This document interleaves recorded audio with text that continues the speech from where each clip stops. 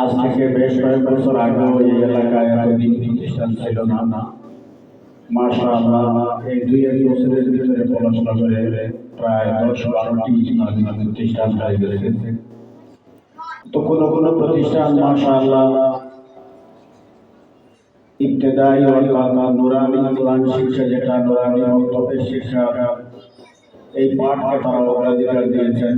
আলহামদুলিল্লাহ, আমাদের এলাকায় অনেক মক্তব রয়েছে এবং সেখানে অনেক ছাত্রছাত্রী আছেন যারা সুষ্ঠুভাবে কোরআন পড়ার সুযোগ পাচ্ছেন। তার সাথে রয়েছে হিফজখানা, খুবই ভালো মানের কয়েকটি হিফজখানা রয়েছে। যথাসাধ্য চেষ্টা করে যাচ্ছেন আমাদের সন্তানদেরকে বারবার হাফেজে কোরআন তৈরি করার। এখানে রয়েছে বোনদের জন্য আলাদা প্রতিষ্ঠান, যেখানে মা বোনদেরকে কোরআন হাদিসের ইলম সহ শরীয়তের জরুরি মাসআলা মাসাইলের জ্ঞান দেওয়া হয়। তার চেয়েও আরো বেশি খুশি সংবাদ হলো যে পলাশনগরের ভিতরে ছোট্ট পরিসরে হলেও ইসলামের সবচেয়ে উচ্চাঙ্গে এবং উচ্চতর গবেষণা, উচ্চতর ডিগ্রি অর্জনের মাধ্যম হিসাবে একটি প্রতিষ্ঠান রয়েছে। এটা পলাশনগরবাসীর জন্য অত্যন্ত গৌরবের সুনামের, যে এখানে উচ্চতর ডিগ্রির ব্যবস্থা দিক থেকে যেটাকে প্রাধান্য দেওয়া হচ্ছে, সেই প্রতিষ্ঠানই হচ্ছে জামিয়া মাদ্রাসা। আমরা এই প্রতিষ্ঠানের জন্য দোয়া করি, আল্লাহ সুবহানাহু ওয়া তাআলা এই প্রতিষ্ঠানের শুরু থেকে নিয়ে এখন পর্যন্ত, বিশেষ করে প্রিন্সিপাল সাহেব যে মেহনত করতেছেন, অক্লান্ত পরিশ্রম, আল্লাহ তার প্রতিটা মেহনতের ফলকে গোটা বিশ্ববাসীর জন্য হেদায়েতের রহমত বানায়া দেন। আলোচনা লম্বা না করে আপনাদের খেদমতে আরজ করতে চাই যে যেখানে ইসলামের উচ্চতর ডিগ্রির একটা প্রতিষ্ঠান আমাদের এলাকায় রয়েছে, এটা আমাদের জন্য অত্যন্ত সৌভাগ্য। আমরা এই প্রতিষ্ঠানে উত্তরোত্তর উন্নতি, অগ্রগতি, তার ফসল, তার বিকিরণ, তার আলো, তার সুগন্ধি যেন তামাম ঢাকা শহর সারা বাংলায় ছড়িয়ে পড়ে। আলহামদুলিল্লাহ, এখানে বাংলাদেশের প্রত্যন্ত অঞ্চল থেকে আমাদের ছাত্র ভাইরা এখানে এসেছেন, অনেক কষ্ট করে এখানে থাকছেন। এলাকাবাসীর আংশিক সহযোগিতা সহ দোয়া অব্যাহত রয়েছে। সেটাকে যদি আমরা আরেকটু অগ্রগামী করি তো আল্লাহ চাহে ইনশাআল্লাহ সামনের দিনগুলোতে এই প্রতিষ্ঠান যে স্বপ্ন নিয়ে হাঁটি পা করে তার সামনের দিকে নিয়ে যাচ্ছে, আল্লাহ কবুল করেন ইনশাআল্লাহ। এটা পলাশনগর সহ সারা দেশবাসীর জন্য একটা ইসলামের মার্কাজ, হক এবং বাতিল, সত্য এবং মিথ্যার পার্থক্য নির্ণয়কারী বড় বড় ডক্টরেট ডিগ্রিধারীদের জন্য একটা অন্যতম প্রতিষ্ঠান হিসেবে শেখ জামিয়া মাদ্রাসা। এই মাদ্রাসার নামটি অন্তত আপনারা মনে রাখেন। আর প্রতিষ্ঠানের মতন সম্পর্কে আমার যতটুকু অভিজ্ঞতা আছে, আমি জানি অনেক বড় জায়গা থেকে তিনি অনেক বড় স্বপ্ন নিয়ে ঢাকার অন্য স্থানে ছিলেন। সেখান থেকে হয়তো আল্লাহ সুবহানাহু ওয়া তাআলা ভালো জানেন, আমরা আর গায়বের খবর জানি না। আল্লাহ সুবহানাহু ওয়া তাআলা এই মহল্লাকে কবুল করেছেন, যে বড় জায়গা থেকে বড় স্বপ্ন নিয়ে সেটার জন্য হাঁটি পা করে কাজ শুরু করতে যাচ্ছেন। বেশ কয়েক বছর থেকে পলাশনগরের প্রত্যেকটা মানুষের হৃদয়ে আল্লাহ সুবহানাহু ওয়া তাআলা যেন এই প্রতিষ্ঠানের আজমত, সম্মান, এই প্রতিষ্ঠানের সাথে মহব্বত, ভালোবাসা আল্লাহ পাক পয়দা করে দেন। সকলে বলে আমিন। শুধুমাত্র সকলের কাছে আবেদন, যে মোবারক সময়টাকে সামনে রেখে আমরা বিশেষ করে শেখ জামিয়া মাদ্রাসার জন্য নিয়মিত বাসা বাড়িতে আমরা বসে যারা আলোচনা করছি, শেখ জামিয়া মাদ্রাসা সম্পর্কে আপনারা আরো জানুন, আরো দেখুন আপনাদের এলাকায় এই প্রতিষ্ঠান। আলহামদুলিল্লাহ, যদি আপনার মন চায় যে না এখানে ছাত্ররা পড়াশোনা করছে, তাদের চিন্তা চেতনা কোরআন কেন্দ্রিক, তারা কোরআন নিয়ে কিভাবে কোরআনের আলো পৃথিবীতে ছড়ানো যায় সেই দিক তারা করছে, তাহলে অবশ্যই আমাদের সকলের দাবি আপনার এই পরিবারে আমরা শেখ জামিয়া মাদ্রাসার সাথে বরাবর করব। মা বোনদের দৃষ্টি আকর্ষণ করছি, যেহেতু মাইকের সাউন্ড বাইরে যাচ্ছে, আমাদের এই মাদ্রাসার ছাত্ররা কত সুন্দর করে এখানে আরবি খুতবা দিয়েছে। আরবি আলাদা একটা পৃথক ভাষা, আর আমরা হচ্ছে বাংলা ভাষাভাষী মানুষ। আমাদের নিজস্ব ভাষাকে বাদ দিয়ে আরবির উপরে মেহনত করে আরবি ভাষা বক্তৃতা দেওয়ার মতো যোগ্যতা যারা অর্জন করছে, নিশ্চয়ই আরবির সাথে তাদের জ্ঞানের সম্পর্ক তত বেশি উপরে উঠেছে। আরবি সম্পর্কে তারা বিভিন্ন সময় চেষ্টা মেহনত চালিয়ে গেছেন, যার বদৌলতে তারা এই অবস্থানে এসেছেন যে আরবিতে তারা অনুবাদ দিতে পারছে। আরো বিভিন্ন লাইনে যেরকম কুরবানির মাসালা, মাসাইল, ফাজাইল সম্পর্কে যে বিষয়গুলো এখানে ছাত্ররা সারাদিন মেহনত করছে, এই মেহনতের পেছনে যদি আপনার সামান্য একটু চামড়া, এই পশুর চামড়াটা দিয়ে যদি এই প্রতিষ্ঠানের সাথে সংযুক্ত থাকেন, বিশেষ করে ইসলাম জমানায়, কারণ এই জমানায় কোরআন ও হাদিসকে সামনে রেখে কত সূরত ধরে আমাদের আমলের জিন্দেগির ভিতরে কত ধরনের শিরক, বেদাত, কুফরকে ঢুকানো হচ্ছে, আমরা মুসলমান না বলছি না।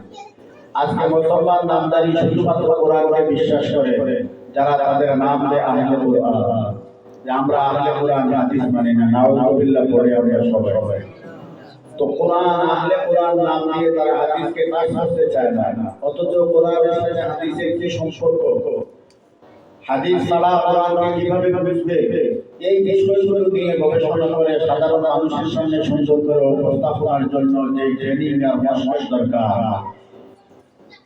বিভিন্ন শরীরিক ফিতনা, কাদিয়ারি ফিতনা, তারপরে আপনার হিজবুত তাওহীদের ফিতনা, কত ফিতনা আমাদের সামনে আসছে। সকল ফিতনার মোকাবেলা করে সঠিক রাস্তার উপরে চলার জন্য আজ তাম পৃথিবীর মুসলমানদের একটা জাতির বড় দরকার, যারা এই সকল ফিতনার মোকাবেলা করার জন্য সৈনিকের মতো ইলম অর্জন করে তারা জিহাদের ভূমিকা পালন করে।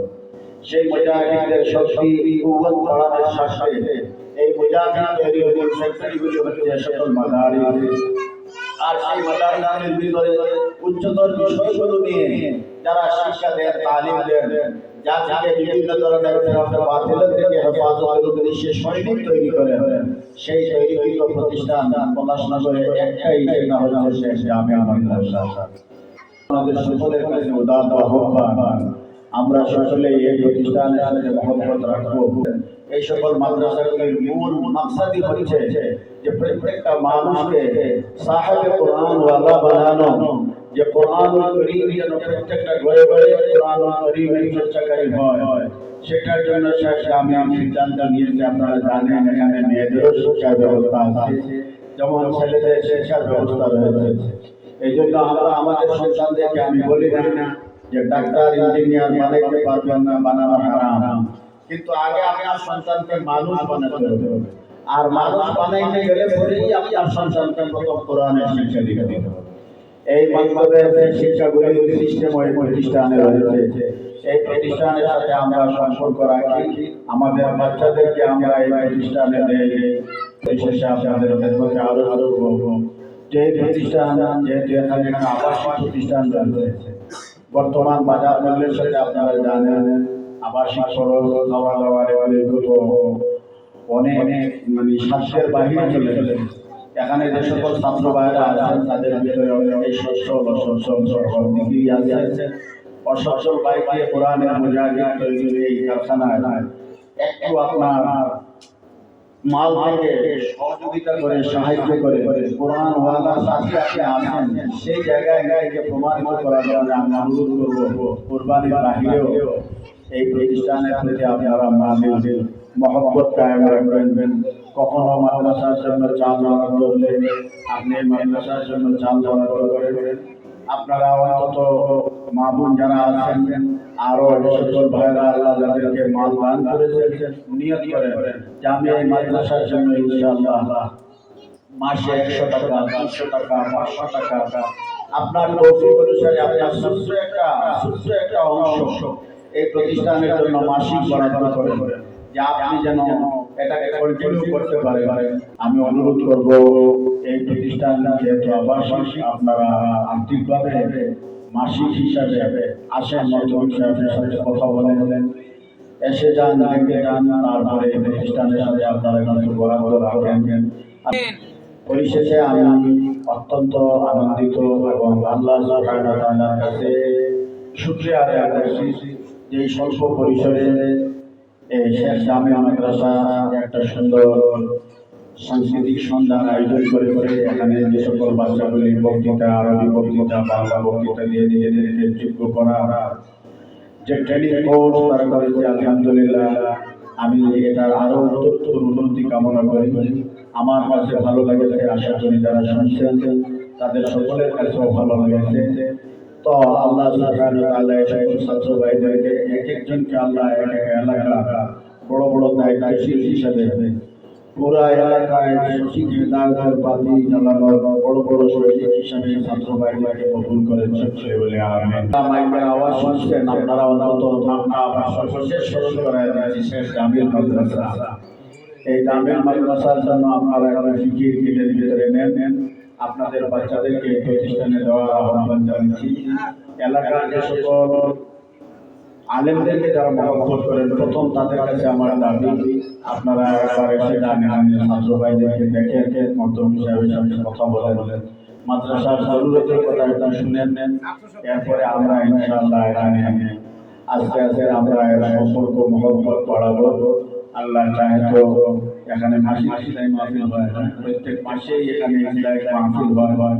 এই মাহফিলে আমরা সংক্ষিপ্ত পরিসরে মাগরিব থেকে এশা হোক বা এশার পরে 1 ঘন্টা হোক, এশার পরে মাত্র 2 ঘন্টার সময়, তো মাসে একদিন আমরা একবার আসি, আইসা যেহেতু ঘন্টা একটা সময় নিয়ে শুনি, দেখি আমাদের মধ্যে ফায়দা হয় কিনা। কারণ এখন আলেমদের কথা শোনা, হকানি আলেমদের মজলিসে বসা বর্তমান কওমের জন্য আমার দৃষ্টিতে ফরজের কাজ। কারণ যে ফিতনা আমাদের চতুর্দিকে ছড়াচ্ছে, আমরা যদি হকানি আলেমদের আশেপাশে না থাকি তাহলে আমাদের গুমরাহ হতে সময় লাগে।